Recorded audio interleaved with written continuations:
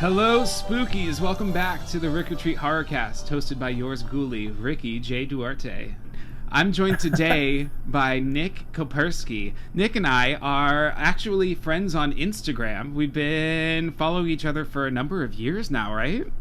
I think so. Yeah, and we both have a love for all things spooky, Halloween, and scary movies, and we're always kind of commenting on each other's things and saying hi, and I thought, how delightful would it be to finally have a face-to-face or a video-to-video conversation and talk about a movie together. So welcome, Nick. Say hi. Thank you for having me. Hello. Absolutely. It's so great to have you. Let's go ahead and just kind of let the audience get to know you a little bit. Now, tell me about your week. Was this week a trick or a treat? It was kind of both, actually. It was a trick and a treat. Do tell. Well, I mean, it's going to end up being a treat because I'm getting another tattoo tomorrow. And it's a spooky, it's going to be a plague doctor, which is fun. That's awesome. You'll have to send me a picture. Yeah, it's a trick because, I've been just getting over being sick and, so that's definitely a trick. So I'm a little slightly raspy. It's all right. Not as Kathleen Turner as I could be. That's what I was going to say. It's your Kathleen Turner, the smoky, sultry version. It's that time of year. Yeah. I haven't gotten my flu shot yet. I don't usually get one, but I feel like this is the year I really need to do it. I need to get my booster, and I'm already vaxxed for monkeypox. I feel like a pincushion or a voodoo doll. It's a lot of shots recently. A whole lot. I need to get my second monkeypox, and I need to get a booster. And a flu shot, Lord Almighty. But the problem is, to get this done, I need like 3 days off of work in a row because you're bedridden. I mean, I'm bedridden after a COVID shot every time.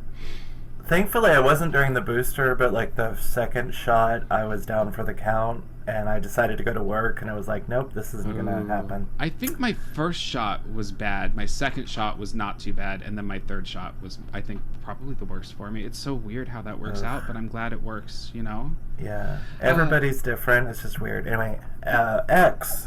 My week, Oh, sorry. No, don't be sorry. It's okay. My week has been I'm going to call it a trick, honestly. It's my favorite time of year, but, I'm very busy. I went from having nothing to do to, I feel like now I'm kind of back into the full swing of living life post-COVID, and I have, projects going on that I'm excited and passionate about. And, man, I just recorded the episode that everyone will have listened to last week. And oh my God, is it an audio disaster? I hope for those of you that tuned in last week that you have trusted and come back this week to listen again. But we are back this week. I want to get to know your love of horror. I call it your horror root. Or what's the movie that kind of started it all for you?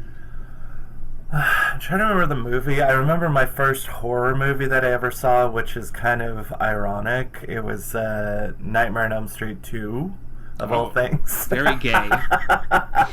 So I just remember seeing that. I remember having nightmares about that bus being on the cliff in that one part.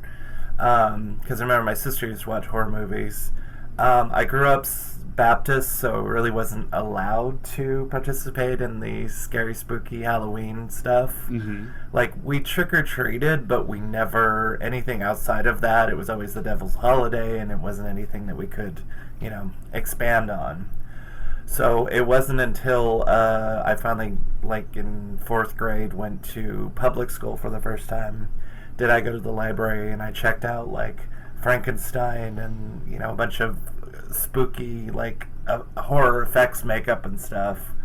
And I was like, huh, I'm like, I like this stuff, and I got more and more into it. That was like, I guess, one of my first acts of rebellion, because it was like the more you are told you shouldn't be into something, the more you're curious about it. Isn't it funny how that works out?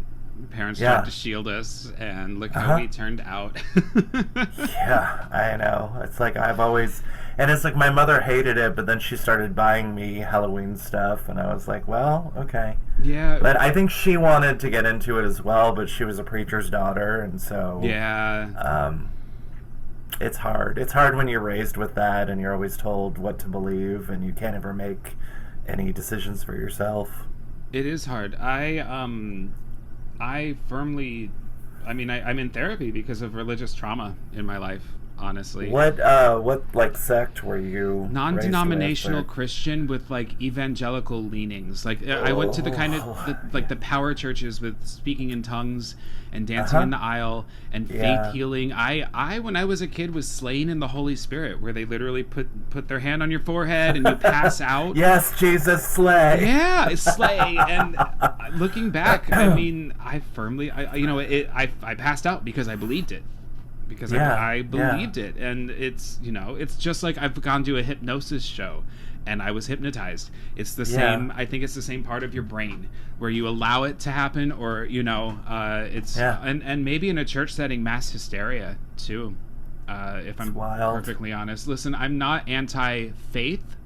And I don't criticize those who have it, but I'm an atheist, and in many cases I'm anti-religion, at least for myself. Right, I'm not going to walk around and try to convince someone not to believe what they believe, but I've seen it, and it doesn't work for me. Well, I've always said I don't have a problem with God, or whatever you call it, God, light, energy, blah, blah, blah. It's the followers. It's the church. It's that, structure itself. Yeah. It's those people pointing the finger and telling you that you're bad. Like, I almost got put in one of those conversion therapy places. My brother and I call it like conversion therapy light, or like diet conversion therapy that we went through. It's horrifying, Yeah. The church told my mom that, because I think she didn't know what to do, and so I came home one day and there were a bunch of pamphlets outside of my bedroom door for the X game industry places, and I just threw them on the bed and I was like, nope, we're not. I don't know, but it's wild. After I came out to my mom, she took me to therapy, and I didn't. It was like, it should have been just me therapy, but she would sit in. I love my mom so much, but there was a lot of overprotection, and I assumed it would be a science-based therapist who would explain to my mom that this is a genetic predisposition and that it's natural, and it wasn't. It was Christian therapy, and this woman wanted to hypnotize me. So sure, we're talking about hypnosis. Like, she wanted me to be hypnotized straight, and my mom was okay with that. Like, instead of embracing me for who I was, she was willing to let somebody go into my brain and try to rearrange it with hypnosis. No. Yeah. That's so weird, because so many Christians don't believe in hypnotherapy. I think my mom was just like at her wit's end. Desperate. It was coming from a place of love. My dad hates gay people. My mom didn't understand it, and she was more tolerant. And toward the end of her life, really became. I don't think she ever understood it, but she accepted it. Yeah. And but I don't. My mom came from a place of, this is what her interpretation of the Bible told her, whereas my dad firmly just hated gays. All right, I'm sorry, Nightmare on Elm Street 2. I just want to talk about that for a minute, because it is known. That's super queer. It's known as the gayest or the queerest of the movies, but I think that Dream Warriors is the queerest of the movies. Now, Nightmare 2 is very much, it's there and it's apparent, but it's almost coming from a homophobic place. He had this thing inside of him that he didn't want, he was afraid of, and and then the love of a good woman is what saves him in the end.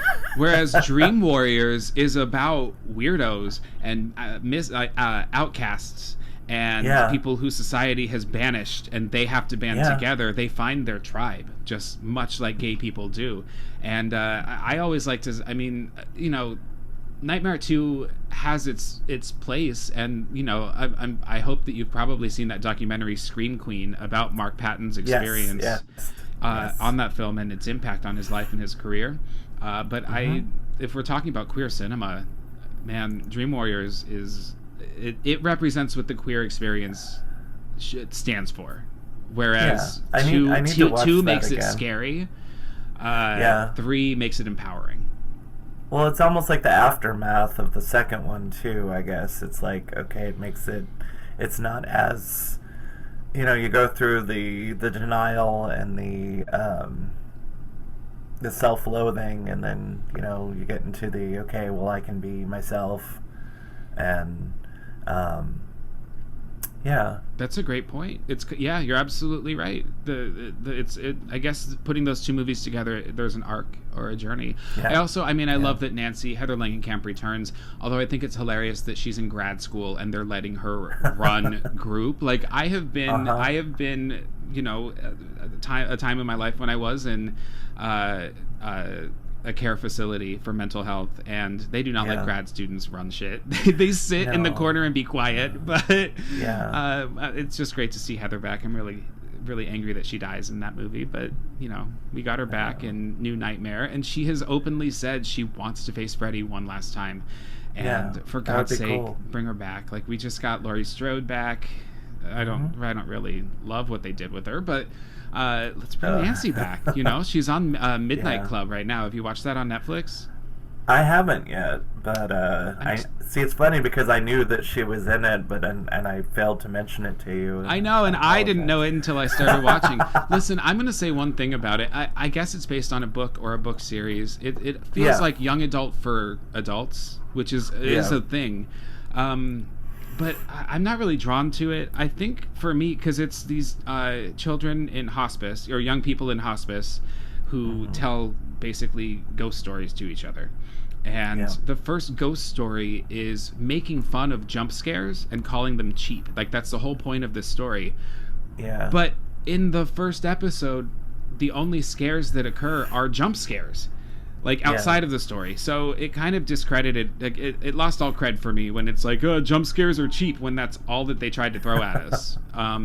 It's just, there are so many good scary movies and TV shows on right now that I don't really feel like investing in that. I did start watching Guillermo del Toro's Cabinet of Curiosities last night. Have you checked that out yet? My roommate told me to watch it. I haven't watched it yet. Yeah, it's really, I think it's cool. He can be hit or miss for me. His stuff is always beautiful to look at.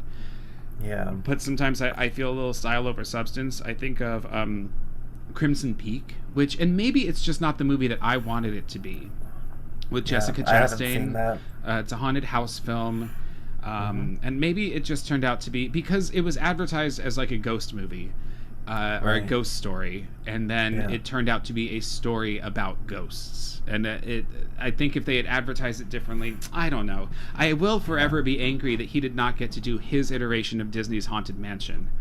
That would have been amazing. They're already making a new one, and it's far too late. Oh, I know. His version, and it's going back to like a comedy idea. Yeah. And I love the Haunted Mansion. The ride is both scary and funny, and that's by design. When they were making the ride, they couldn't decide, should this be funny or should it be scary? So they made it both. The first half is spooky, and then it becomes cute and funny at the end in the graveyard scene, the graveyard jamboree. And the Eddie Murphy film, I've really tried to like it. I've tried. I will try to watch it every couple years, and it's just not a good script. I mean, it's got Jennifer Tilly in it. That kind of saves it a little bit. She's perfect as Madame Leota. I mean, but so poorly used. The problem is you don't see the Haunted Mansion until like 30 minutes into it takes them around 30 minutes to get there, and all this, like, they're realtors, real estate agents, and that it's just boring, and it comes off as unfunny, and it's really too bad because Eddie Murphy is very funny, and he should have been great in this. It's just a bad script. Have you watched anything good that's... Oh, well, just back to Cabinet of Curiosities. I am really happy to see a horror host. Is that on Netflix? It's on Netflix. So they released 2 last night. Friends, this is dropping in November, but I try to kind of record a few episodes at a time. That way I have ample time to edit them and put them together. So they will all have been released by the time this is out. So I've watched the first episode. They're dropping 2 episodes a day for Tuesday, Wednesday, Thursday, Friday, 4 days. So it's 8 episodes, and it's anthology. And it's giving me Alfred Hitchcock Presents vibes, because we have a horror filmmaker introducing these short stories. And the first one is fine, but I'm excited to see more. Yeah. Now, is it different directors doing it? It will be different directors, to my knowledge. Okay. But each one will be directed by someone different. I don't know if he directs any of them. He did not direct the first one. Have you watched anything good and spooky? I watched Barbarian last night. Holy crap. No spoilers for our audience, but what did you think? No. I thought it was wild. I did not even see a preview, and I think that's one of the ones you recommended me watch. And then somebody said it was on HBO, and so I just ran over there and was like, okay. And I did not know what to expect whatsoever, but it was really good. It was clever, and it was kind of spooky. It was there were a lot of moments where, it's like I had to, put my feet under the covers and go, oh God, something's coming. Yeah, and it's fun. It's fun to feel that way. It is. It took me by surprise, and I went in without even watching the trailer. For some reason, the poster alone told me, don't even look at the trailer for this. Was it the one with her in the doorway? Yeah, the red poster. Okay. Yeah. I didn't watch the trailer. I didn't read the premise. I didn't even look at the cast. So when certain cast members pop up, you're like, oh shit. And it's very good. I think that the only thing I'll say about it is that whereas if we're talking about post-Me Too filmmaking and its effects on horror, when the movie Men came out, that A24 film earlier this year, that did not work for me. It was very slapping you across the face of men are monsters, and yes, they are and they can be. It was just, there was no subtlety to it. This was, to me, a very smart way of showcasing that women have to move through the world in a very different way than men do, and they have that conversation early on in the movie, and then you see it happen later on. And it was interesting too, because I felt like once you knew what was happening, then it like suddenly it turned and you're like, wait, how do we get over here? And you're like, oh, okay, now it makes sense. Because I was like, what, did it cut to a different movie? I haven't fully decided. I think I will be reviewing Barbarian at the end of this month. Because, X, Pearl, and Barbarian were 3 excellent horror movies from the summer. We also had Nope and The Black Phone, and there were some very good horror movies this summer. But I can't review them all because there are so many others. But I didn't have a podcast in the summer to do it as it went along. I had to sneak Halloween Ends as a bonus mini episode to get that one in. But why don't we go ahead and get into X? Let's do it. Released in summer of 2022. It's directed by Ty West, who... Have you ever seen the films The Innkeeper or House of the Devil? I have not. House of the Devil became kind of an instant cult classic. Innkeeper's very good. The ending, like the last 10 minutes of that really got me. It's a slow burn, but it's worth it. Highly recommend House of the Devil. Maybe another slow burn. House of the Devil, much like X, is an homage to 70s exploitation horror. And very well acted, very just fun, kind of cult or occult movie about the occult. And so back to X, it stars Mia Goth as Maxine. Moving forward, we will be talking about X with full spoilers. So if you haven't watched it, go watch it. Mia Goth plays Maxine and Old Woman Pearl. Did you realize this watching it? I didn't at first, and then I was like... Well, because I had... when I watched it, I knew about Pearl the movie, but I didn't really know much about it. And then when they finally mentioned her name, I was like, oh shit. And I was like, isn't that the same girl? And then I kind of, that's when but not at first. Yeah. Really great casting. The makeup is very, very good. You can tell that it is a younger person playing an old woman, but that's not a fault of the performer. And while the makeup is excellent, I think it's just impossible to really make someone. Kate Blanchett at the end of Benjamin Button might be the best old age makeup I've ever seen in my life. The film stars Jenna Ortega, who's having a hell of a year for horror movies. She was in the new Scream, and then a few months later, X, and now she's going to be playing Wednesday Addams in Tim Burton's new Addams Family adaptation, Wednesday. And she's going to be perfect in that. She's such a talent. She's so good, and she's very different in Scream and X, and from what I can see of Wednesday, I'm excited to see what happens with her career. I think that she's got, as this movie talks about, an X factor. Over and over and over. We have Brittany Snow playing Bobby Lynn. That surprised the hell out of me. Man, that she was in that. Yeah, well, because she had, I believe she's in the Prom Night remake, correct? I think she was, which is not a good movie at all. But wasn't one of the first ones? Wasn't it Hairspray that she did? She did Hairspray. She was Amber Von Tussle. So she's played a bitch before, but I don't think that Bobby Lynn is a full-on bitch. I actually very much like her. None of these characters are what you would expect them to be, and that's one of the movie's strengths. Yeah. We have Martin Henderson, who plays Wayne, the kind of producer of the porn that they're making. Total daddy. Looks great in his weird 70s bikini brief underwear. Yes, he does.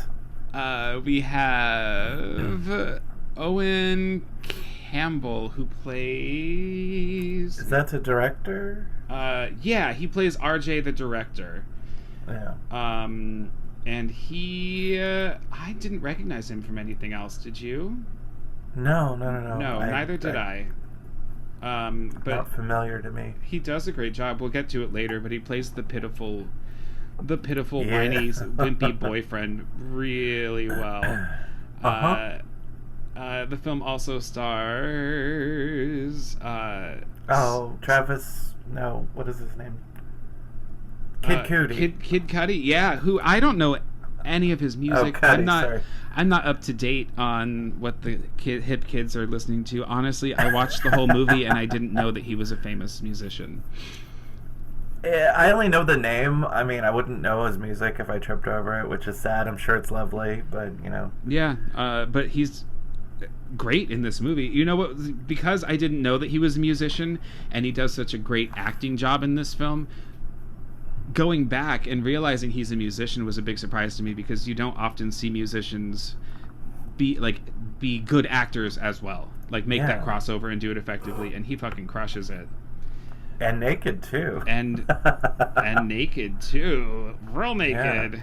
Yeah. We have Stephen Ury as Howard, Pearl's husband.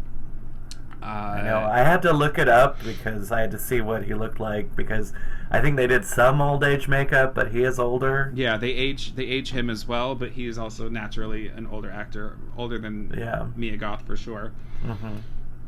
And I do feel like I skipped over Mia Goth as an actor. She has quickly become one of my favorite modern day actors. I didn't remember her in the Suspiria remake, but she's in it. She's one of the ballet dancers in the remake of Suspiria, one of the leads. And she's stunning. She's so incredible to watch. I mean, she's great in this as both roles, but obviously in the prequel Pearl, she blows it out of the water. Good. So I want to move forward talking about X. We're going to mention Pearl, as we will have to, but I don't want to get into details about Pearl, because I'm going to do Pearl next week. Or in 2 weeks. Next week is a Disney I'm going to find it hard not to I know. on into Pearl. Well, it was really cool because, all right, so let's just... X came out this summer, and it was filmed during COVID in New Zealand. And so during the 2-week quarantine process, when everyone had to quarantine alone in their hotel rooms for 2 weeks before they started filming, Ty West reached out to Mia and was like, we've got this location. The sets for this farm are already built, and I have you.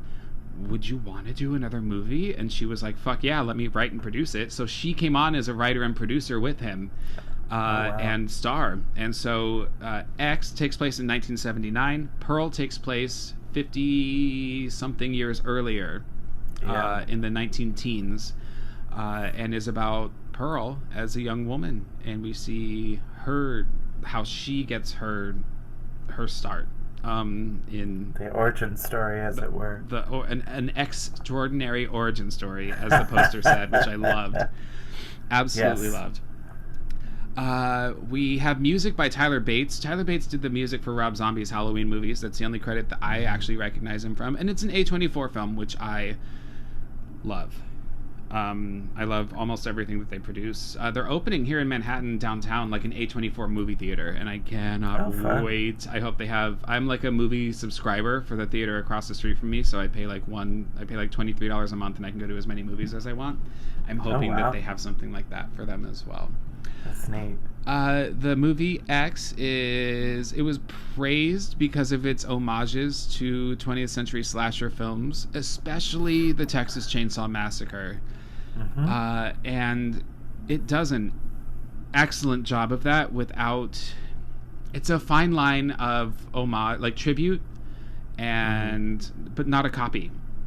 We have certain shots that are straight out of that movie, but never once does it feel like it's ripping it off. Well, I feel like with this, I've seen the two, but I feel like Ty's directing and the homage and everything is, it's not a cheap homage, I guess. It's not like, because like what Rob Zombie's trying to do with those, it just kind of falls flat for me. Sure. I've only seen House of a Thousand Corpses and I hated it. I'm sorry everybody who loved it. I think part of it is his wife, but I think so many people try and create that exact feel, and when you're trying too hard, it just comes off as a cheap copy. But I think Ty did a really amazing job without trying. Well, it comes from a place of love, because this movie is very 70s exploitation, whereas Pearl feels very much like a Vincent Minnelli musical, very Wizard of Oz, with odes to colors. Very saturated, beautiful, a gorgeous score, and a little bit of maybe Whatever Happened to Baby Jane. I love the scenes between Pearl and her mom. Very much reminded me of Bette Davis and Joan Crawford, just hating each other in that film. Right. And then of course the performances of Mia Goth, Brittany Snow, and Jenna Ortega have been praised by critics. I mean, they're all three very, very good. And so at the end of X in movie theaters, if you stuck around after the credits, there was a surprise trailer for Pearl. It had not been announced. They made this in complete secrecy, which is mind-blowing to me in today's day and age. I think they only got away with it because of COVID, and the world was focused on other things, Yeah. Let's go ahead and dive into the plot. So I'm doing this a little bit differently this time, as I normally do with my podcast. I'm literally just kind of reading a pretty loose plot synopsis, and we're gonna do kind of like a beat, and then we're gonna go back and talk about what we just talked about, and then we'll go to another beat. And then talk about that. So, in 1979, aspiring pornographic actress Maxine Minks embarks on a road trip through Texas with her producer boyfriend Wayne, fellow actors Bobby Lynn and Jackson Hole, director RJ, and RJ's girlfriend Lorraine, to shoot an adult film for the booming theatrical pornography market. Bobby Lynn and Jackson strike up a romance, while Lorraine is unimpressed with the film's content, and RJ attempts to make it seem like a serious cinematic piece. The movie technically actually opens the day after the movie takes place. Our first shot is of the farmhouse, and it's dilapidated, but you don't realize you're looking at it through the barn doors. So as it slowly fades in, the movie becomes widescreen, which is fucking brilliant, because it starts in that kind of square-shaped 1970s I don't know anything about aspect ratios, but shape, and then you zoom in and the barn doors kind of move off to the sides, and we move into widescreen, and it looks really effective. So the sheriff has walked up onto the scene of a crime, and we've got blood, everywhere. I'm just laughing because it was just his demeanor, I suppose. Yeah, I think it's played for laughs, not like a riotous laugh, but I mean, he's great. He's got a very small role in this, but he does a great job. We've got a couple corpses covered in sheets, and this movie, you see the weapons that are used in it before they're used. So next to the front door is a hatchet. It's almost like Chekhov's hatchet, right? It's going to come back later. This movie has Chekhov's hatchet, Chekhov's shotgun, Chekhov's handgun, Chekhov's alligator. It sets up all of these kills before they actually happen. And on the TV is a televangelist, Southern Baptist televangelist, preaching about the sins of the secular world. And he mentions, and I didn't pick up on this little storyline the first time I watched it. He mentions that his daughter has been taken away by sinners, and you know, that she's been lost to the wiles of the world. And this televised preacher will kind of be a through narrative. He pops up again and again on TV sets throughout the movie. The sheriff is taken downstairs, and the deputy or one of the officers says, "You want to take a look at this?" And the sheriff looks up and he sees something horrific, but we don't see what it is. We will later. It cuts to 24 hours earlier, which is real cool, because now you know all the shit that's about to happen is happening in one 24-hour span. And man, does it. We have Maxine cutting up lines of cocaine in the dressing room. Which, a lot of cocaine, and I was watching it and I was going, that's a lot of cocaine, but then the guy comes in and tells her that's a little too much. Like, oh, good. To cut it out. And so I'm in recovery, and I was a big old cokehead for many, many years. And I'm only saying this because in the 70s, to my understanding, cocaine was a lot better than it is these days. But well, it surely doesn't have fentanyl, or didn't have fentanyl back then. No. Like they're doing now. Yeah. But she does a line. She looks in the mirror and she says, "You're a fucking sex symbol." Which is exactly what I used to do when I would do lines of cocaine. Oh my god. She's instantly iconic looking. She's got this blue eyeshadow. She's got kind of messy red hair and a patch of freckles on her face. You're kind of drawn to her instantly. Wayne, who's the producer of this film, he owns the strip club, comes in, and like you said, he tells her, "Be careful, too much of a good thing." And he assures her that she's got something special, right? He said the whole world's going to be looking at you. I think he says X Factor. Yeah, I think he says something to the effect of people's eyes are going to pop out of their heads. Which is funny because his eyeball pops out of his head later. So we've got Chekhov's eyeball now. Yeah, there's so many, like, if you pay attention enough and go back, it's fun because you realize that they set everything up for you. Yeah. This is how everybody's going to die. Not even in a way where you're going to watch it later and realize it. You know, it's all there. It's clever. It's a quiet setup. Well, speaking of another setup, as they exit the strip club, there's a giant mural of a blonde woman, and it's mirroring the what's that sunscreen? Is it Beach Babies, or the sunscreen where it's the little girl and the puppy's pulling her under her bikini bottom down? Water Babies. Yeah. Is that what it's called? I'm looking it up right now. Look it up. I think it's Water Babies. It was, Jodie. I just remember Jodie Foster was the model. Is it Coppertone? No, really? All right. Jodie Foster was the model for that photograph when she was a little girl. But so it's a blonde woman, looks a lot like Bobby Lynn, played by Brittany Snow, and there's an alligator pulling her bathing suit bottom down, which is setting us up for what's going to happen to poor Brittany later. They get into an old 70s van that says plowing service, which I think is hilarious. And they set off. They're in Houston. They set off on a road trip to a dilapidated farm. They're going to film this movie. They stop for gas. And we get a little scene inside the gas station between Maxine and Wayne, where they kind of talk about the other people who are involved, right? They note that Lorraine who's kind of the boom operator. She's carrying around equipment. She's the director's girlfriend. Is a little bit prude and young and impressionable.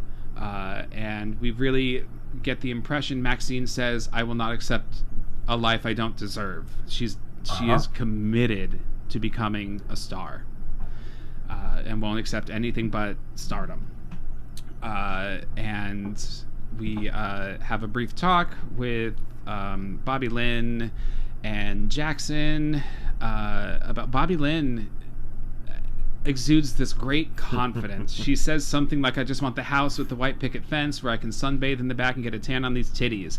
And she says God gifted her with this and it would be a shame for her not to take care of it. Like, people spend a lot of money to look like she does. She based her character a lot on Dolly Parton, actually. Oh, yeah. And you can see it in the hair, you can see it in her confidence, and she's just great because she's not unlikable. She's a little bitchy, but like in a great way, you know. She knows who she is, and she's proud of it. And so they fill up the gas station. Bobby Lynn actually gives RJ some tips on cinematography, and we really get the impression with that gas nozzle, with the gas nozzle looking like Jackson's dick, and we get the we learn quickly that RJ doesn't realize what kind of movie he's making. Yeah.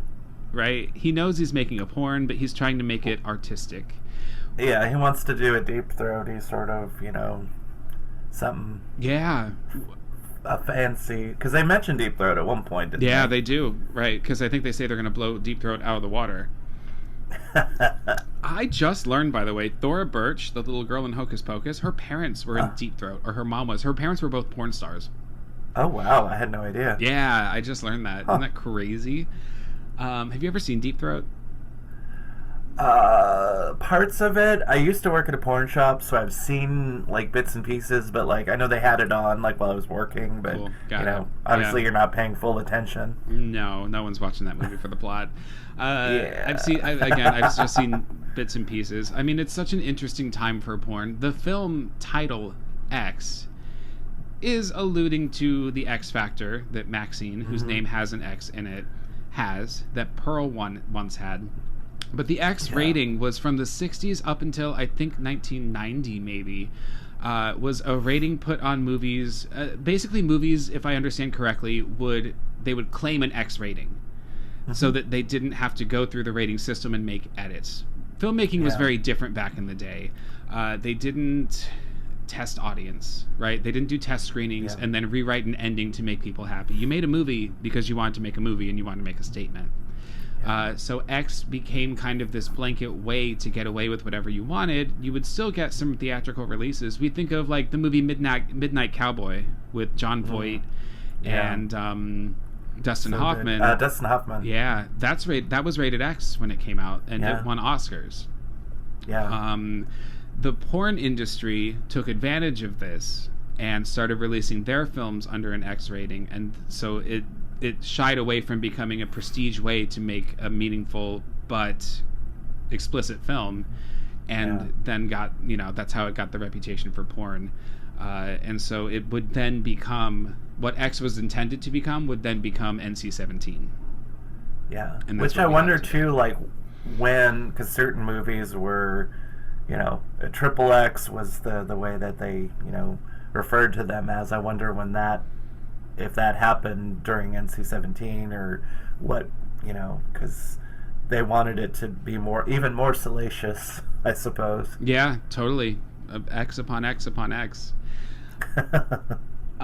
So we'll move forward with our little plot section. The group arrives at the farm of Howard and Pearl, an elderly couple in whose guest house the group intends to shoot the film The Farmer's Daughters. That's the name of the porn. Howard is temperamental towards the group, brandishing a shotgun while Pearl silently stalks Maxine. As filming commences without Howard's knowledge, Maxine is invited inside the couple's home by Pearl, where they have a conversation. Pearl laments her age, expresses jealousy for Maxine's youth, and makes a sexual advance towards her. She later watches Maxine have sex with Jackson and is aroused. Pearl pleads with Howard to have sex with her, but he refuses, claiming his heart is too weak. So I realized watching this, the guest house that they have is probably the boarding house for all of the field workers in Pearl who have abandoned the farm. Yeah.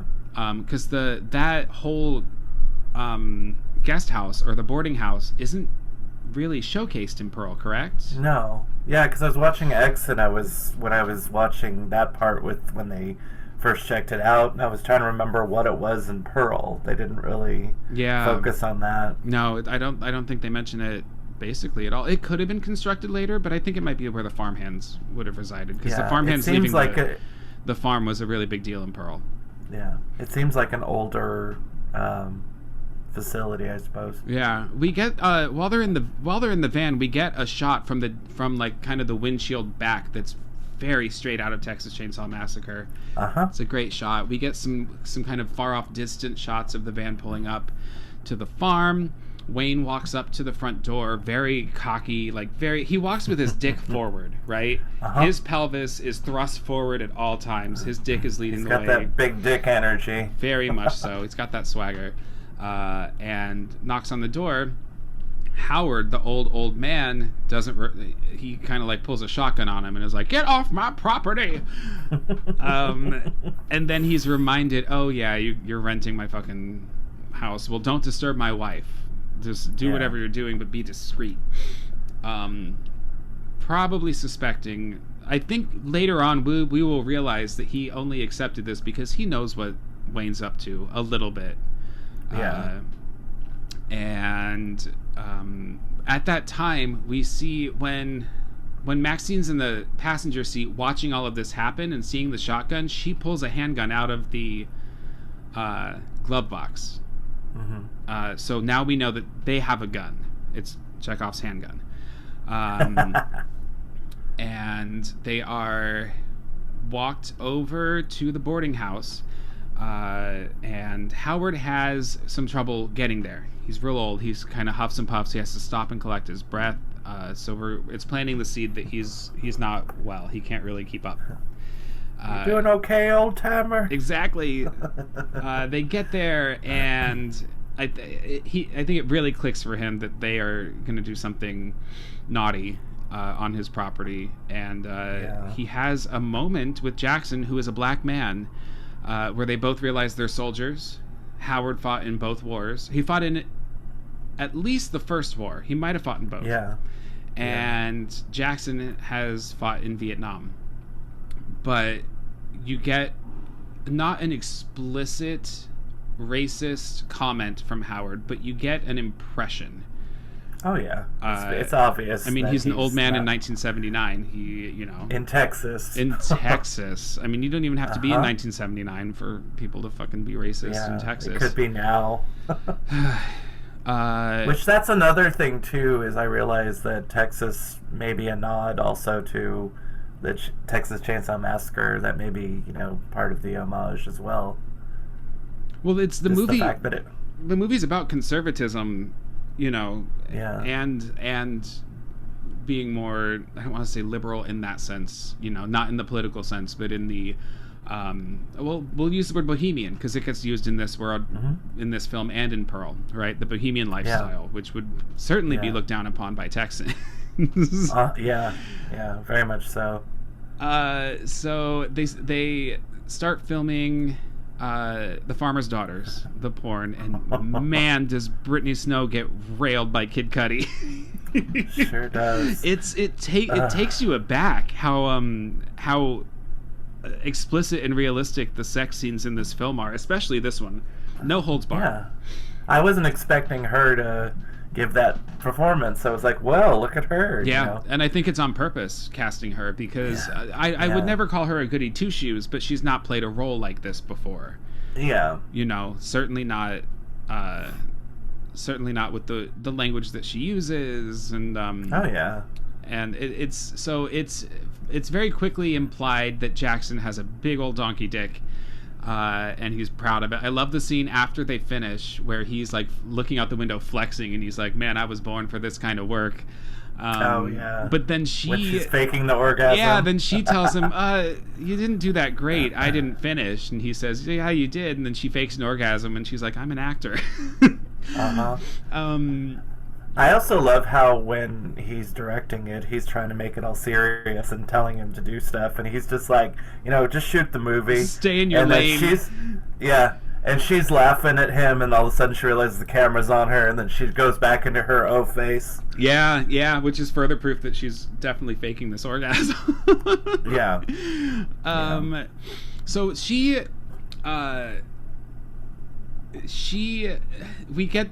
start to get into, there's a whole conversation later about these people having sex with each other, yet they're in relationships.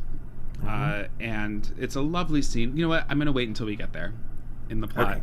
I do think, so Jenna Ortega, or Lorraine, is, watching all of this with eager eyes, curious eyes.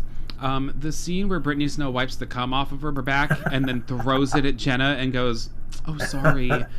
What a mean thing to do. Also, did not expect to see cum in this movie. No, that was a lot too. It was, man, you're telling me. And poor church mouse. Poor little church mouse. They refer to Lorraine as church mouse. So as all of this is happening, Maxine is not in this scene of the porn, so she goes for a little dip in the pond. She goes skinny dipping. She wears overall, like short overalls, loose fitting, and that's it. And so she takes them off and jumps into a local pond. And so I will swim in the ocean. I cannot get into stagnant water. I won't get into a lake. Oh my God, I won't do it. I have to be able to see what I'm in. Yeah. If it's dark and no. I've seen too many horror movies. We get, and especially this movie, we get a great aerial shot. They must have used a drone looking directly down at her in the water. It's really beautiful. And as she starts to swim back to the dock, there's a little dock into the pond, a giant fucking alligator starts swimming toward her slowly. It's like stalking her. And I rewatched this movie again last night with my roommate, and he doesn't scare easily, I feel, and that scene had him real nervous. Oh my God. She gets out. What was the alligator's name? Does it have a name? Yeah, well, I think they talked about it in Pearl, but I don't know if they mentioned it in X. I think in Pearl, that's not the same alligator, because it shows alligator eggs. So she's been kind of conditioning this alligator family for years. I kept thinking it was the same alligator, because somebody commented, I think it was a BuzzFeed article or something, where it was like, yep, alligators can live for a long time. And I'm like, so I don't know if it's the same or not, or a baby, or who knows. I mean, it could be, but I know in Pearl they make a point to show an alligator nest. So at least we know that there are multiple and that they're breeding. Yeah. Maxine makes her way up to the farmhouse and kind of lets herself in. And the interior looks like the interior of the Texas Chainsaw home. The staircase is on the opposite side of the wall, but it's very much that exact same, very similar layout. The home is old and faded, kind of crumbly, very dusty. It's obviously kept by people who are in their 80s. And she's approached by Pearl. She goes up to the house because she sees Pearl watching her from the porch and kind of waves at her. At her. Yeah. We don't get a clear shot of Pearl's face until a little bit into the movie, and Maxine is invited in for some lemonade. And I really love the scene at Pearl and Howard's kitchen table where Pearl and Maxine are sitting there. Is mirrored by a kitchen table scene that they're filming in the porn, and they cut back and forth, and Pearl's like, my husband shouldn't find you here, and then they cut to the porn, and Brittany Snow's saying, if my daddy finds out, we'll be in big trouble, and it's just very well done. Well, what's also wild too is it's mirrored by a scene that I noticed in Pearl. I was like, when they're her and her cousin are talking, and I was like, yeah. So it's just one of those, I can't wait to see the next one, because it's just, people did their homework big time. There is a third film. This will be a trilogy called Maxine, and it's set in 85 maybe, and it's about Maxine becoming a movie star. because she tells herself she's destined for stardom. So it's in Hollywood, and that's all we know. We don't even have a release date yet. I don't even know if they've started filming yet, but it is greenlit. Hopefully. Lemonade. Oh, and Maxine kind of like drinks it all in one gulp, and somehow it's sexy. It's just like it's hot out. It's a Texas sticky day. That lemonade looks so refreshing, and she just drinks this whole thing. Well, I think she's creeped out and trying to get the hell out of there. Yes. She's like, well, okay. And she finishes, and she's like, well, I guess I better be going now, and starts to show herself out. Pearl follows her, and in the hallway, there are pictures, and we see like Pearl's wedding day. And she says the line that was taken right before the First War, which then sets us up for Pearl, what happens in the prequel. And my roommate, I was waiting to see if he would catch on that it's Mia Goth playing both characters, and he didn't. But he did remark that the woman in the wedding picture looks like Mia Goth. He was like, that they look alike, don't they? And I'm sitting there like, I'm not saying anything because I was waiting to see. This is the moment when I realized it was Mia Goth playing both roles, and it was in their eyes. I think no matter how talented you are as a makeup artist, and even though she's wearing contacts to make her look like she has cataracts, and it's just in the eyes for me. And the fact that she even says, like, you kind of remind me of myself. I had what you had back then. And Pearl takes her finger and kind of runs it up the rib cage of Maxine in a very uncomfortable way. It made me cringe. It made me shiver. And then she's like, what are you doing? What are you doing? And Pearl says, it'll be our little secret. Like, in Pearl's mind, she's just had a sexual little... I mean, Pearl is a lonely old woman. And the movie does a great... She's a lonely, horny old woman. Lonely, horny old woman. The movie does a great job of setting up... You feel sorry for Pearl's life. You don't feel sorry for what a fucking crazy psychopath she is. But you might in the prequel a little bit. But in this one, this movie is about aging. This movie is about how repulsed society is by the elderly. And it's proven every time somebody watches it, because throughout the movie you cringe watching these elderly people be sexual. And that's the whole point of the movie.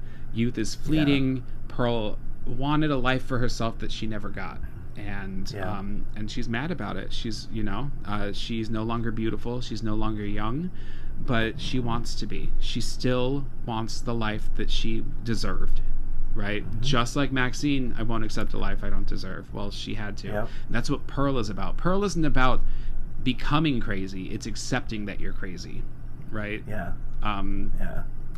So, which obviously Howard did.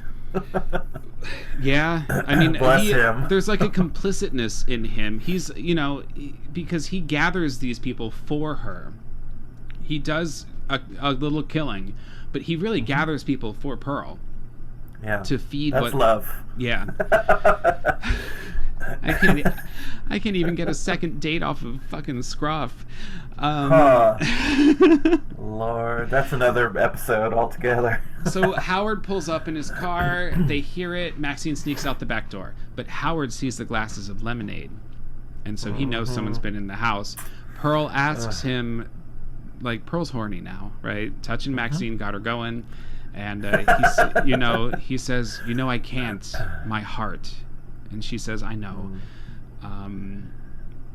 And it's real sad. So, next portion of our plot, night falls, and the film crew relax in the guest house. Lorene, keen to shed her reputation as a prude and intrigued by the film, asks to participate in the shoot. RJ is immediately opposed to the idea and accuses the group of putting her up to it, though they assure him that they did not, and that Lorraine's choice to be in the movie falls on her alone, or regardless of his feelings. RJ then films the scene of Lorraine and Jackson having sex. Frustrated with the change in the script and in shock by Lorraine's unfaithfulness, RJ sets out to leave the crew stranded at the farm while they are asleep, but he is stopped by Pearl, who attempts to seduce him. When he rebuffs her, she stabs him to death. Lorraine and Wayne notice RJ is missing and go searching. Wayne is killed with a pitchfork in the barn by Pearl.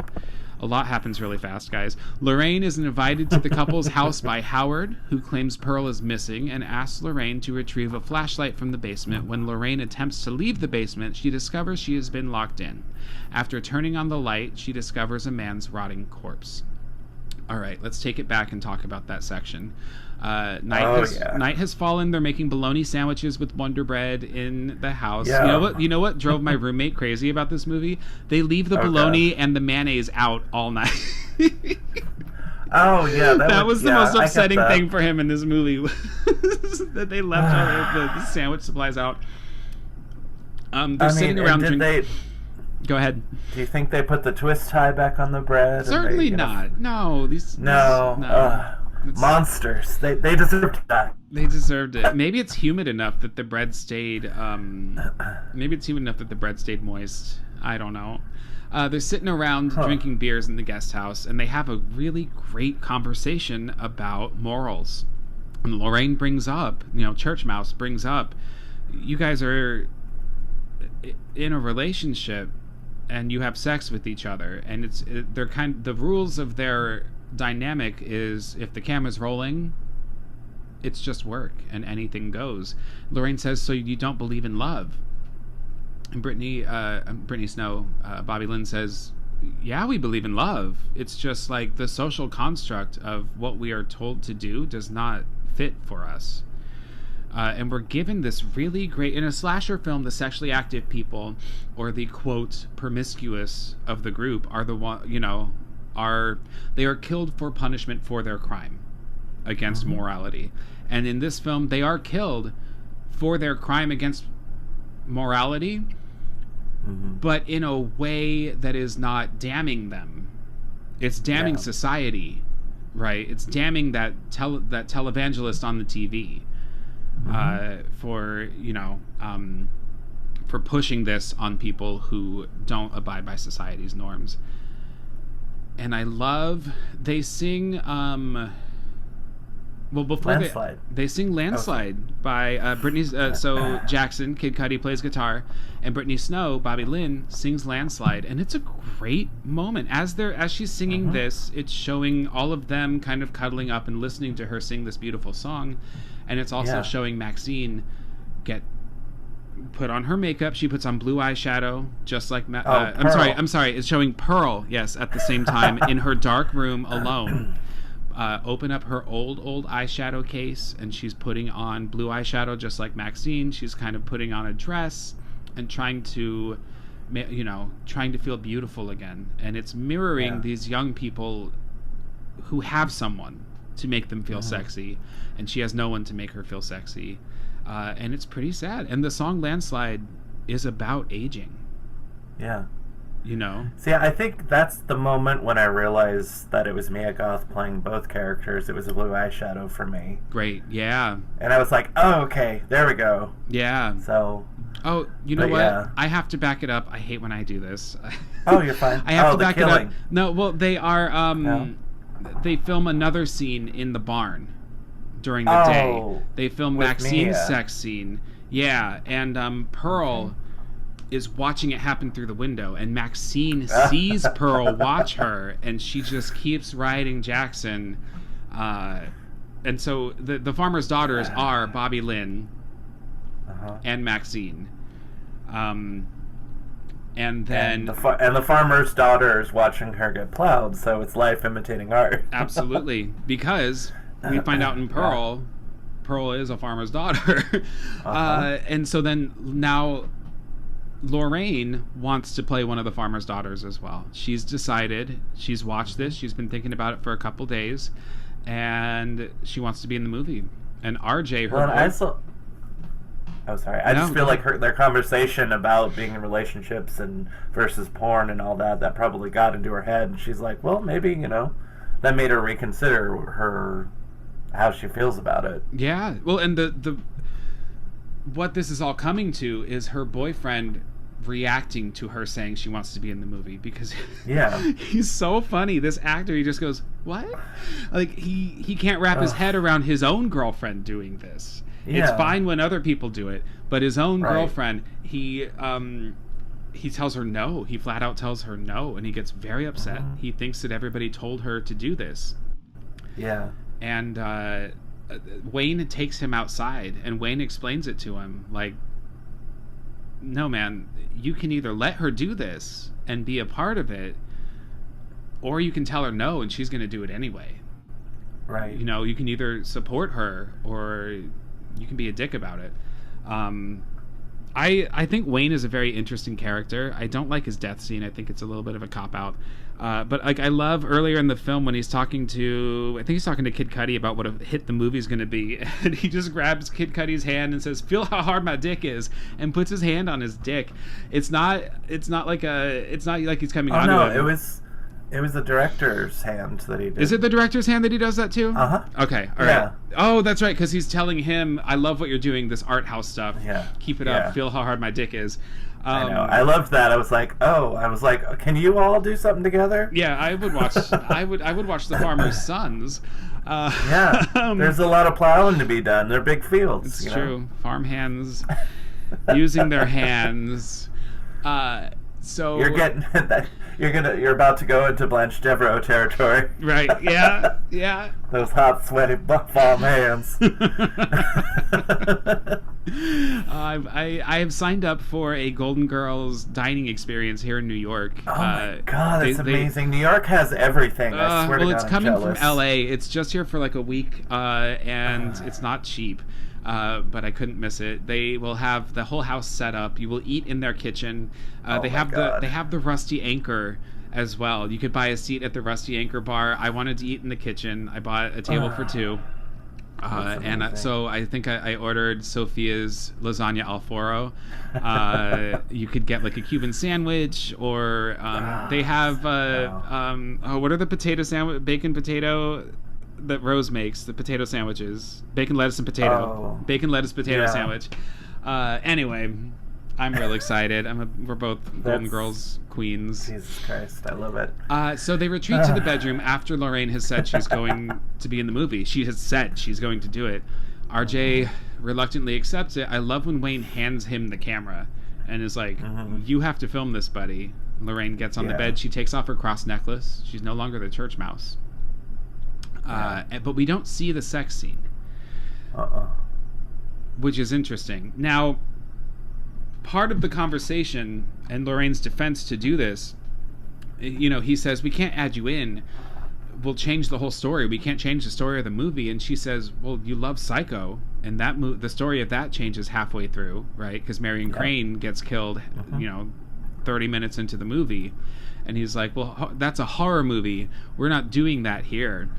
He still thinks he's making something impactful and meaningful, and he lives in this world of denial, perhaps. Very much so. After he films Lorraine's sex scene, he stands in the shower, sobbing, scrubbing his body like unclean. I hated that part. I love it. I think you're.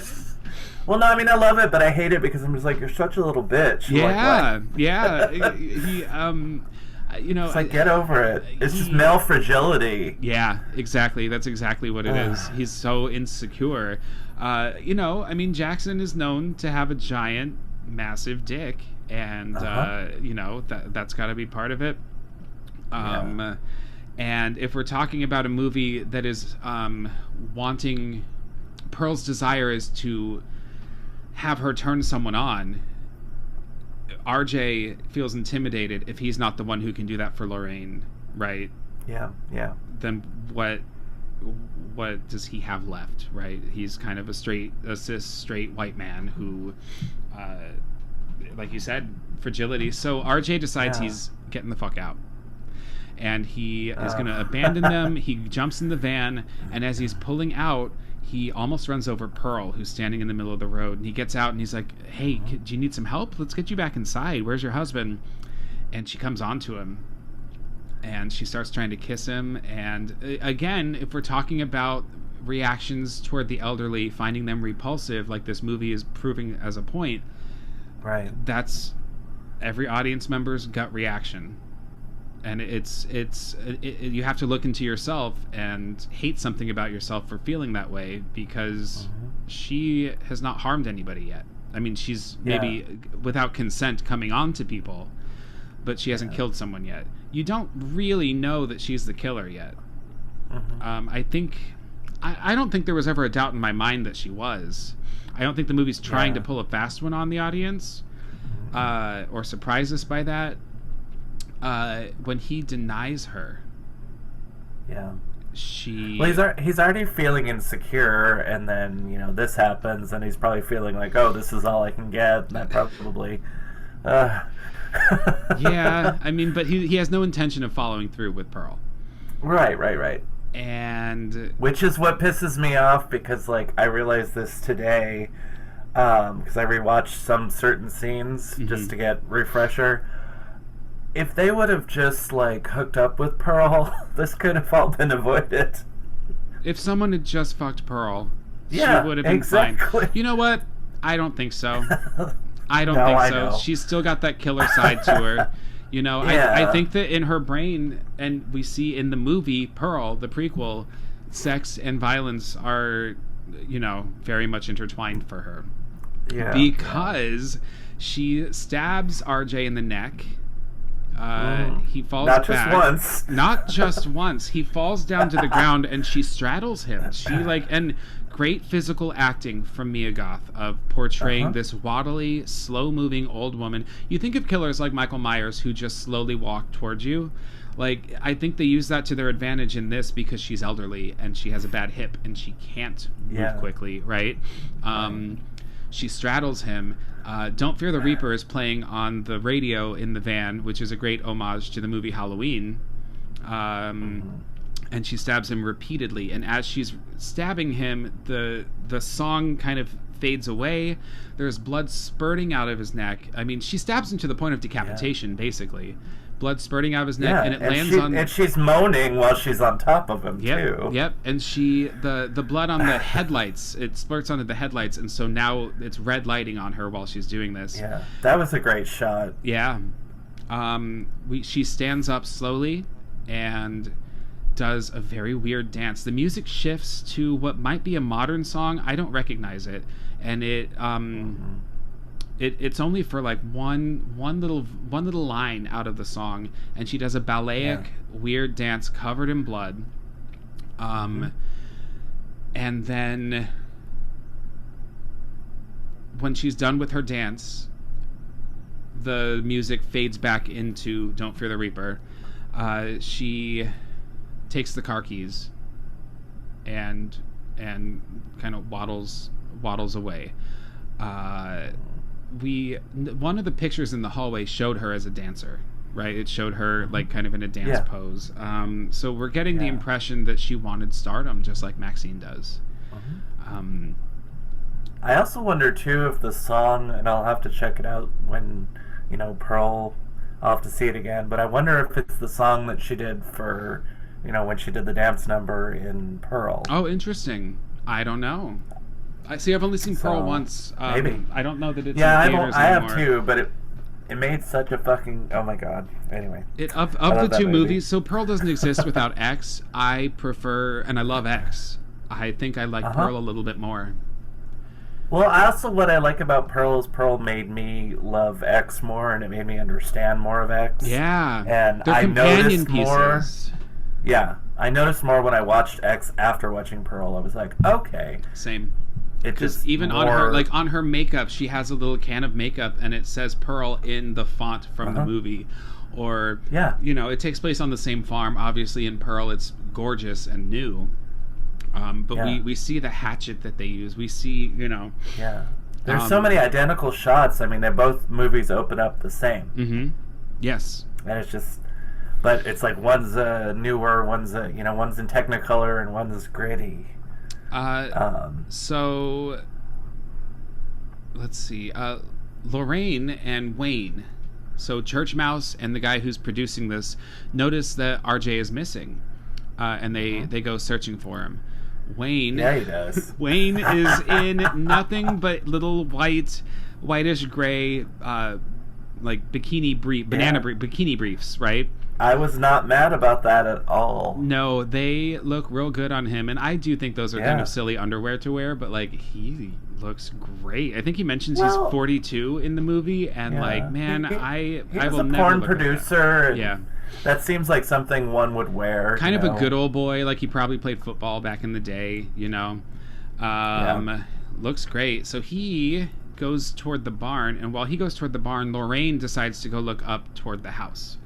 But we'll talk about him in the barn first. He is barefoot, and there is a plank of wood with a nail in it, and it's such you see it coming, but you don't see it coming long enough for you to register that it's going to happen. He steps on this plank, and the nail goes up through his foot, and it happens so fast. And of course, he falls to the ground. He pulls it out, and blood spurts everywhere. And he's and he looks toward the back of the barn, and there are a few like holes. All next to each other, and he sees something move past, and so he stands back up, and all I could think was that foot's going to get infected. You're walking in a dirty, manure-filled barn barefoot with a hole in your foot. But I guess it's not going to matter for long. I could feel that when it went through. It was just like, motherfucker. He looks through these holes and gets pitchforked right in the eyeballs.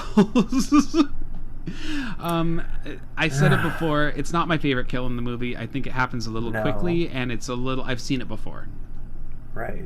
You know? And the way that the eyeballs come, it's a little cheesy, but it's still fun. Yeah. I'm not mad. I don't hate it. I'm not bitching about it. His eyeball does come out of his socket when she pulls it out. We see we see Pearl enter the barn and approach him, and she's carrying the pitchfork, and it's a great shot she's backlit, so her shadow is on the back wall of the barn. He's dead, and she's got the pitchfork, and she just like gently kind of like pokes him, like stabs him with it a little bit, and then she starts covering him with hay.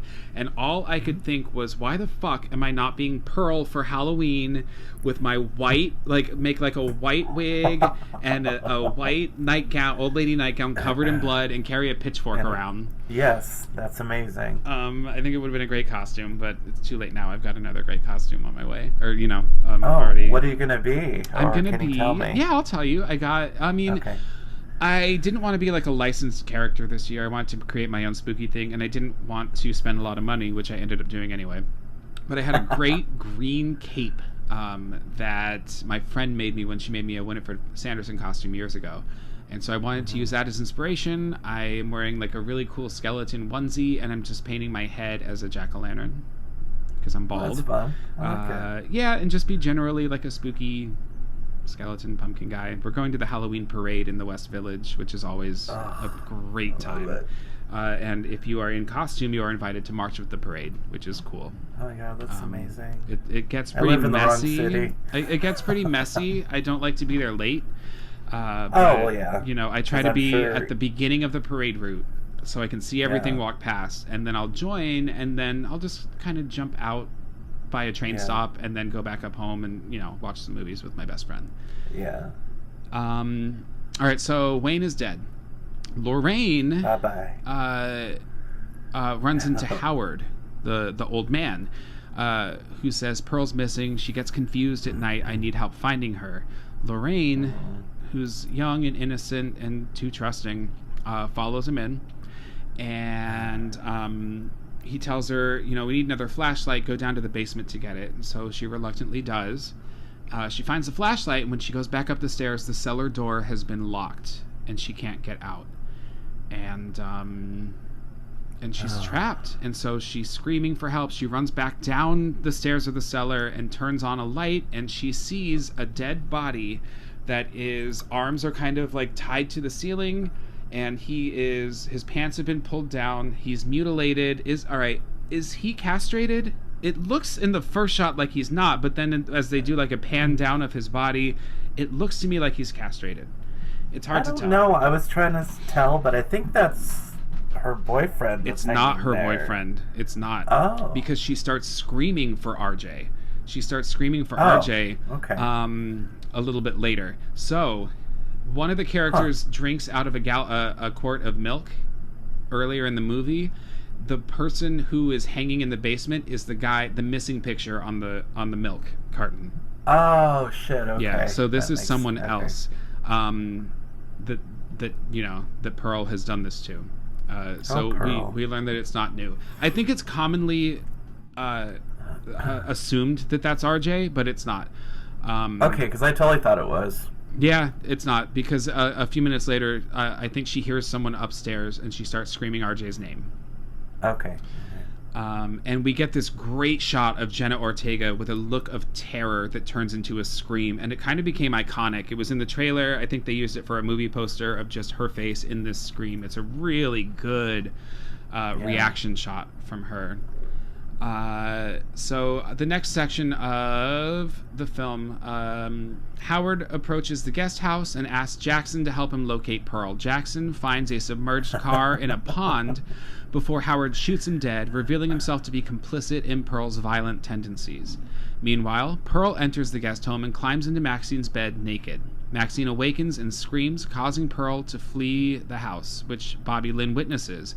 In the farmhouse, Lorraine uses a hatchet to break through the panel in the basement door, but Howard attacks her, breaking her finger, and forces her back inside. Bobby Lynn follows Pearl outside to the nearby lake and tries to guide her away from the water. Pearl angrily accuses Bobby Lynn of being a whore before pushing her into the lake, where she is devoured by an alligator. Let's take this back, right? Howard goes to the guest house. Jackson answers naked.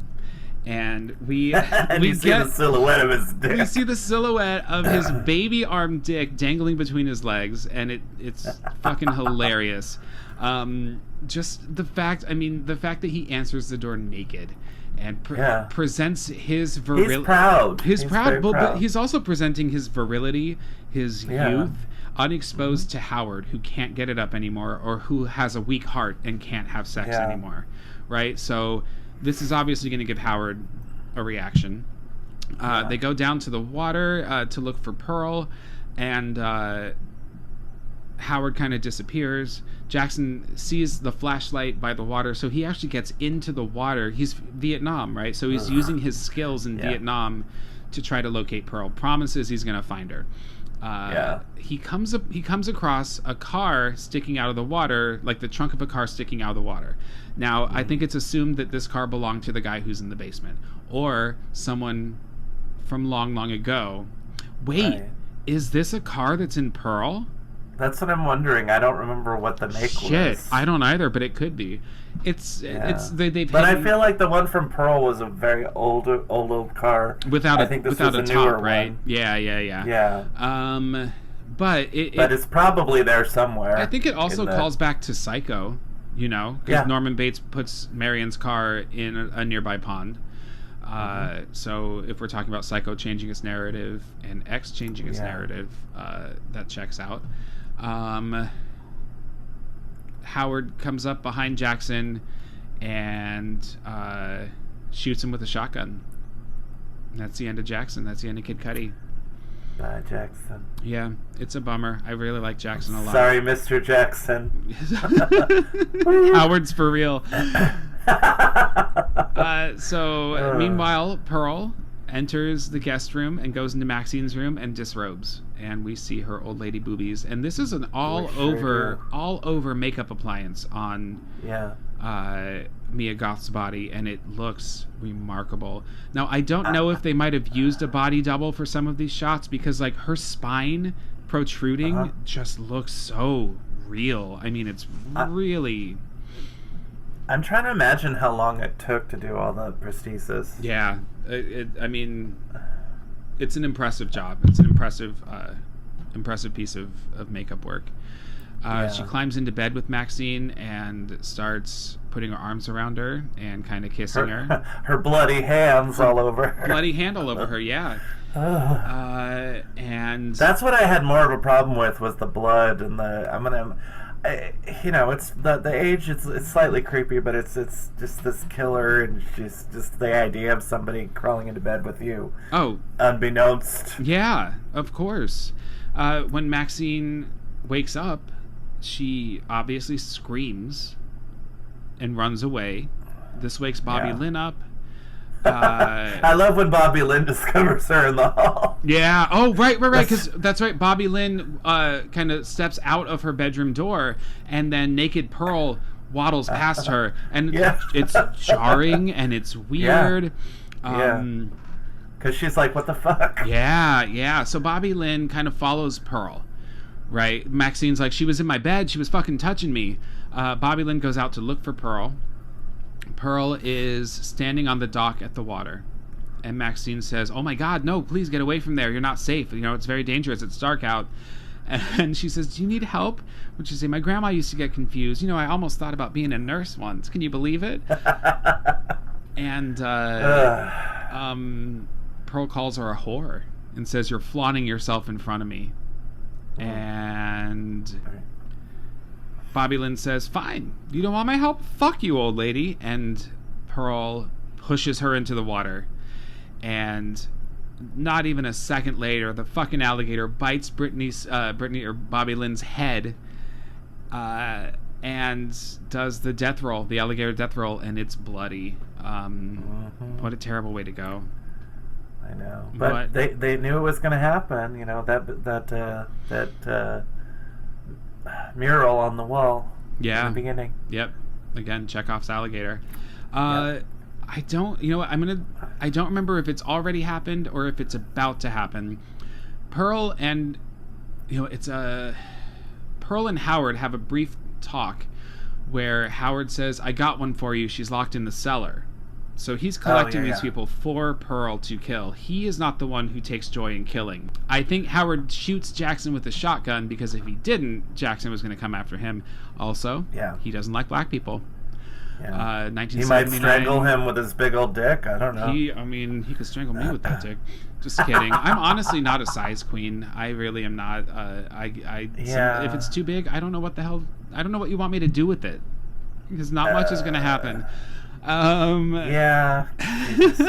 Same Z's though. I don't know. I had one guy come at me once, and I didn't know what to do with it. I mean, I could not fathom how I was going to put that anywhere. It was heavy to lift, and he was like this.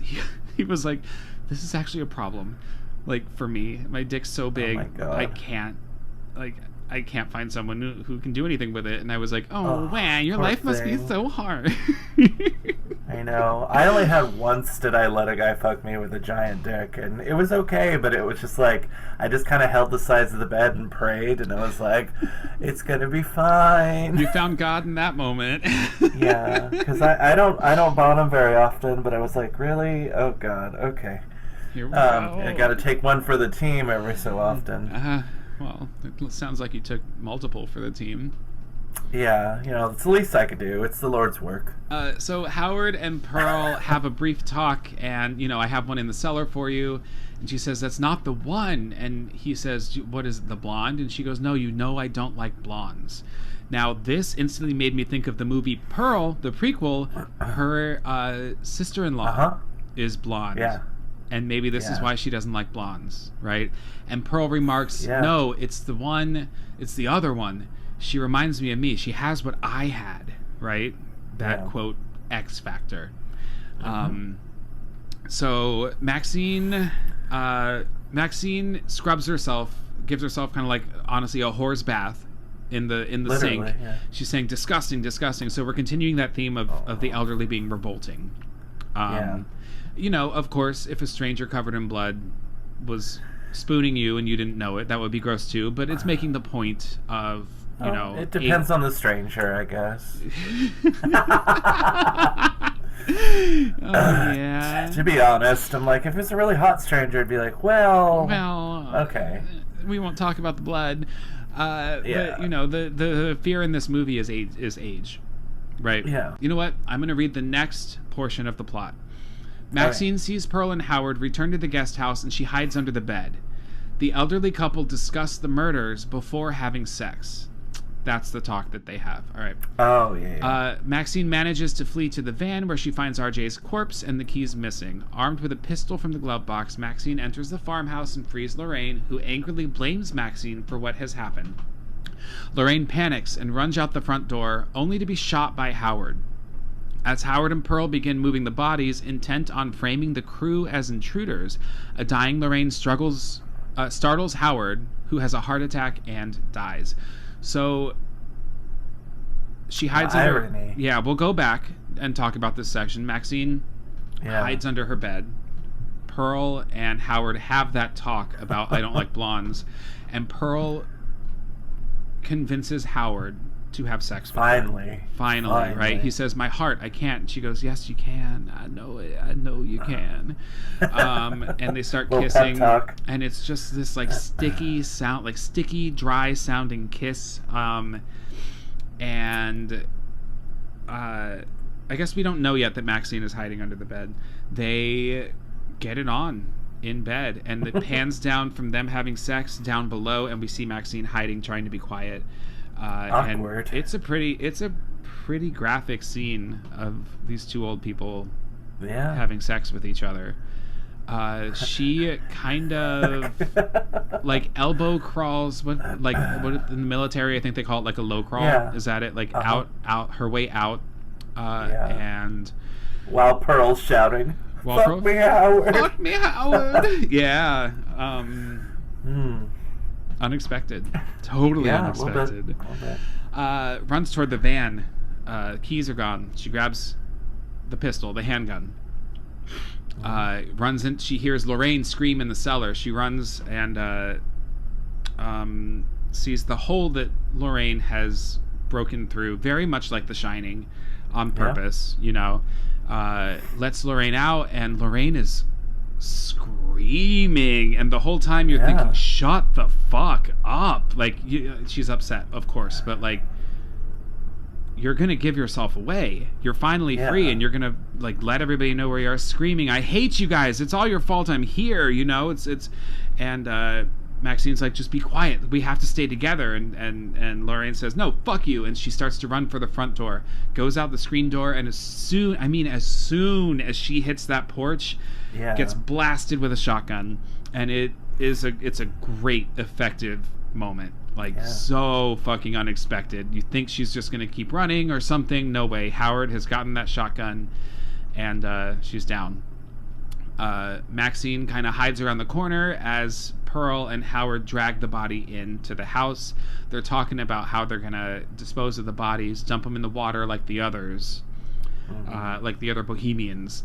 And but as Howard says she's heavier than she looks, and as he's dragging her, she kind of Lorraine, it shows her face, it's been blown off, but she kind of gurgles as she's maybe dying finally, and it gives him a heart attack, and he dies. That death rattle, man. Yeah, it's pretty gross. Pearl leans over his body. "Howard, no, please, Howard." And Maxine takes this moment to pull the gun on Pearl. And they have this great back and forth. I just love, I forget that it's her talking to herself as an actress, right? She's playing both roles, and I love that. Yeah. They have this great back and forth, and the televangelist is on the TV right now, and what he is saying is mirroring what they are saying to each other. Some of the lines are the same or similar. And just talking about damnation and sin and promiscuity and Sodom and Gomorrah, and Pearl is saying, "You're a whore, and you're flaunting yourself in front of me." Maxine goes to shoot Pearl, and there are no more bullets in the handgun. It's not loaded. Pearl grabs the shotgun, and when she shoots her, the kickback, because Pearl is tiny and old and frail, the kickback actually blasts her back out. She flies out the front door, off the porch, and into the little walkway up to the house. She wanted to get fucked, so she got a bang. She did. She definitely got a bang. As Pearl lies injured outside the house, now she's begging Maxine to help her. "My hip, I can't get up." And Maxine's like, "Fuck you." She calls her old. She's pretty cruel to her, rightfully so. Pearl's a fucking psychopath. She gets into the old man's truck, because she's found the keys now, and she backs up and she drives over Pearl's head, and it's disgusting. It's a great kill. Well, and it also mirrors that scene where they were driving to the house, and there was the the cow on the side of the road. Yeah, we didn't talk about that. Yeah, sure. And that's an interesting moment too, because we see the sheriff who's cleaning up this cow that's been run over on the side of the road. So we see the sheriff who we will see. So that's another Chekhov-y thing. Yeah, definitely. And Maxine says she gets sick, and she says, "I hate blood and guts." Yeah. Which I think is also an interesting point, because when people bitch about horror movies or say that they don't like them, they will say, "I just don't like blood and guts." Right. And the person who says that categorizes all horror movies as being vapid or void of meaning, right? And whereas this movie has the elements of a vapid slasher horror movie, but it has meaning behind it, the fear of aging and missing your opportunity in life and being bitter about it. So Maxine crushes her head, and then she drives over her body again. Just to make sure. To make sure. She drives off, and the sun is rising. It's morning now. They've been, it's been all night. And she says, oh, you know what? She says this before Pearl blasts the shotgun. She says again, "I will not accept a life I don't deserve." And the preacher on TV says that too at the same time, right? Maxine, so now after she kills Pearl, runs over her body, she's driving off into the sunrise, pulls out that cocaine, does another bump, and says something to the effect of, "I'm a fucking star," and drives off into the morning. We cut to that opening scene of the sheriff at the farm, right? Oh, wait. Yeah. No, it was the TV, I think. Because they showed the picture of So, and his daughter. This is what I didn't pick up on the first time that I watched it, and I don't know how I missed it. They show the televangelist on the TV, and he shows pulling close to the camera. I want everyone to see this, and he reveals a photograph of a young Maxine, and he says, "My daughter was taken by sin." So Maxine is the daughter of this preacher all the time, right? Yep. Isn't there a crucifix in the van too, or is that me just wanting it to be? There might be. I'm certain. I thought it was on the mirror. Yeah, that makes sense. You know what? I think you're right. Yeah. Now we cut to the next day, right? Or later that day, with the sheriff examining the bodies and everything. Yeah. And the police have discovered RJ's camera that he was using to make the porn, and he hands it to the sheriff. And he says, "What do you think is on here?" And the sheriff looks around, and he delivers this line. So he goes, "How the hell am I supposed to know?" And then he goes, "Well, based on what he says, based on the looks of things, it's probably one fucked up horror movie." Title card X, and then we get the credits roll, and that is X. So good. It's a hell of a movie. It was just unexpected, I think. When I saw Ty West's name attached to it, and I liked the posters for it, I don't think I watched a trailer for this one either, but it was getting buzz before it was released, and I saw it, I think, opening day, and loved it. Now again, if you stuck around after the credits, you saw the trailer for Pearl. Secret prequel, 50 plus years later.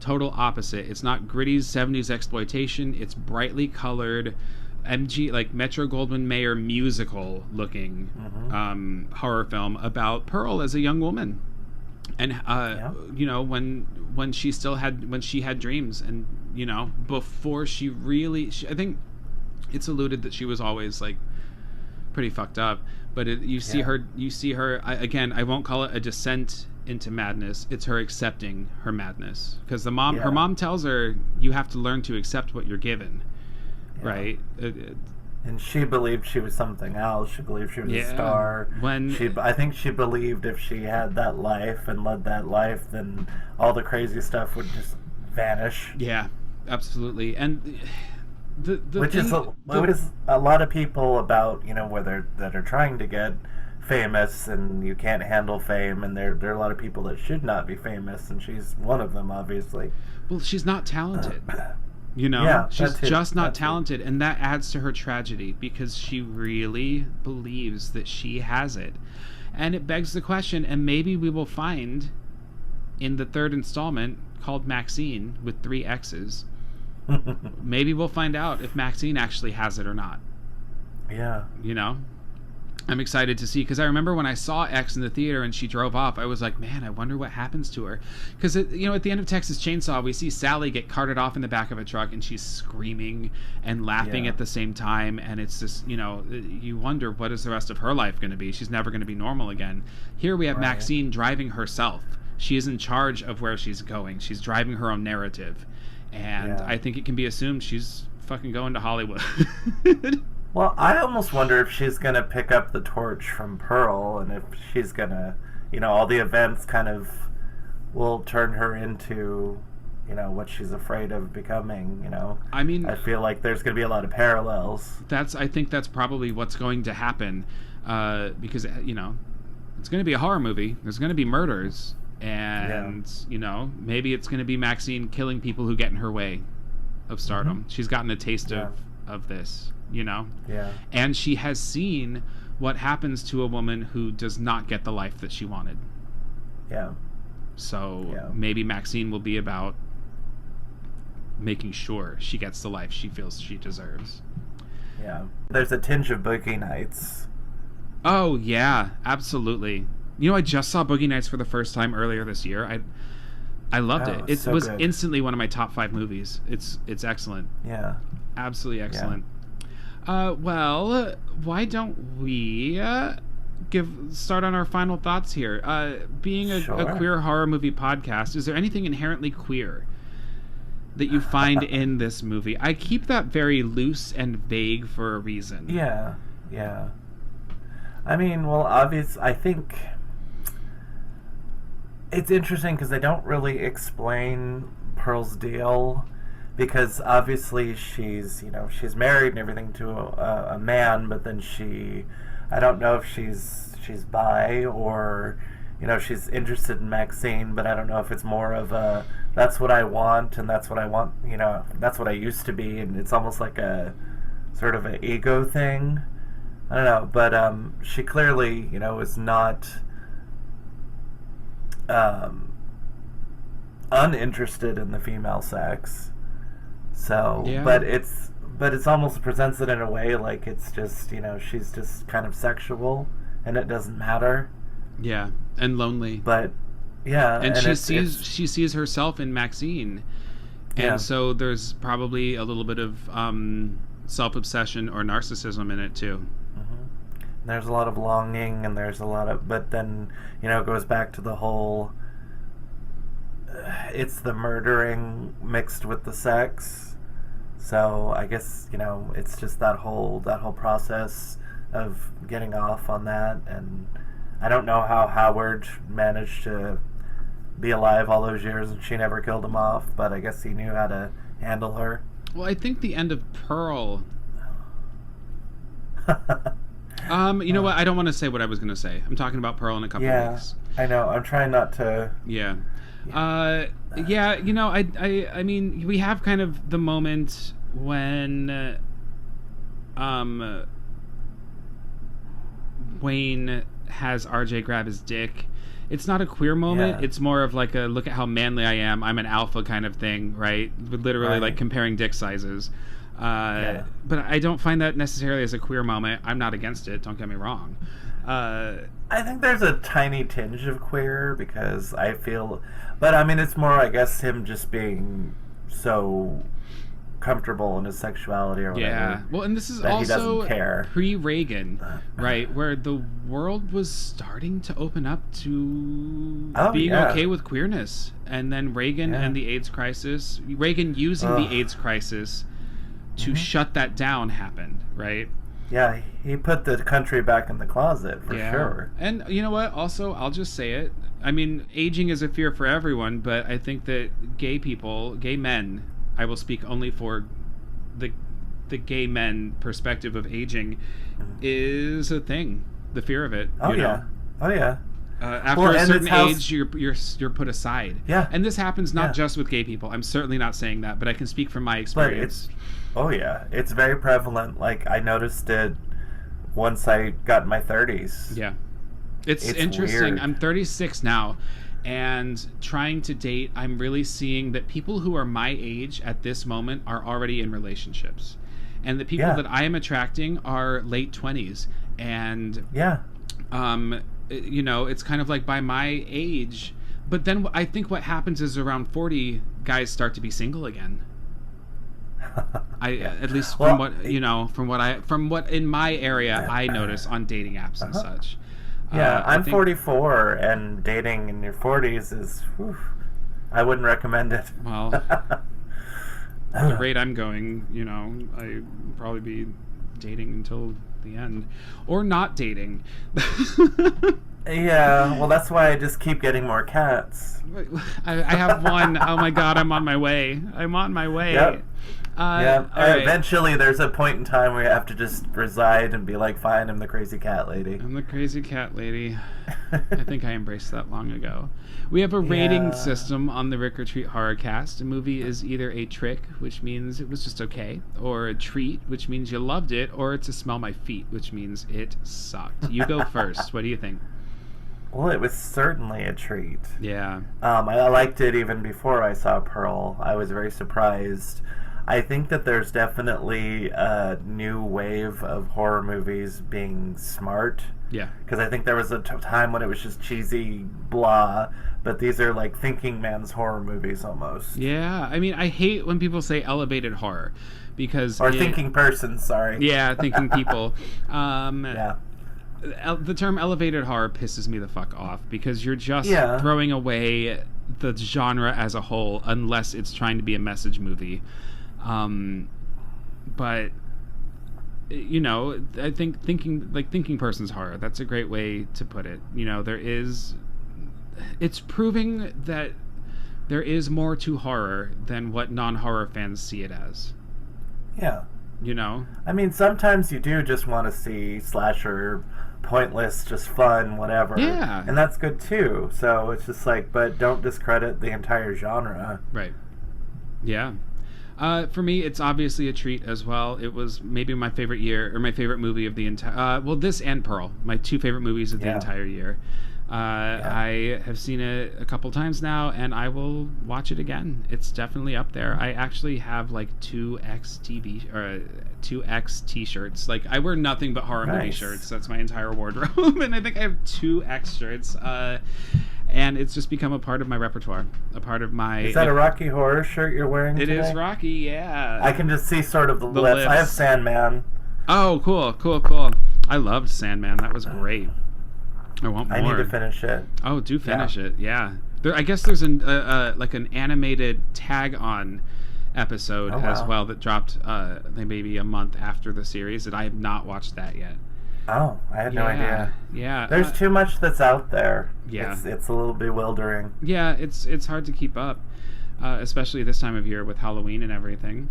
Well, listen, if you want to follow the Rick or Treat Horrorcast on social media, there are a couple of ways that you can do that. First off, rating and reviewing this podcast does more than you know to help in its success. I've gotten some pretty good feedback so far, and I'm really grateful for everyone who's been listening. Actually, one of my favorite queer horror movie podcasts has reached out. We're kind of in contact. They actually mentioned me in one of their episodes. Nice. I totally am like nerding out.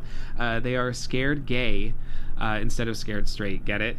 And you need to do a crossover. Well, we are. We had awesome. a cool Zoom meeting, and so I will be appearing on one of theirs, and then they will be appearing on one of mine. And I think it's so cool. it's the start of a wonderful friendship. It's really cool because I've listened to them for a while now, and so definitely please check them out. Rate and review them. It really helps. And rate and review this podcast as well. And if you want to follow us on the socials, our Instagram and Twitter are Rick or Treat Pod. I'm not great at Twitter. I'm really trying to get better at it, so bear with me, but follow it so when I am good at it, you'll have it already. If you want to follow me on Instagram, I'm Rick, the letter R, Treat. And on Twitter, Rick, the letter R, Tweet. I'm trying to get better at Twitter, everybody. Please, please, please, please, please. And listen, follow Scared Gay as well. I believe on both they are at Scared Gay Pod, or it might be a Scared Gay Podcast. Look them up. There are a couple of babes, and they are so cool and funny and fun to listen to. Nick, where can people stalk you? On Instagram, it's _PumpkinKing13_. I have the Twitter, but I don't really use it. I will at some point. I'm working on writing a book, which is almost done. So I think once that's out, then I'll use that more for a promotional tool. But until then, I just look at a lot of porn on Twitter, That's really what it's best for. Although I didn't realize people can see who you follow and what you like on Twitter. It's not discreet at all. Well, that's why my Twitter's private right now. Got it. I'm going to have to do that. All right, Nick, I would love to have you back. And yeah, definitely. Thank you again for taking the time. No, thank you. This was a lot of fun. And we will see y'all later, spookies. Bye.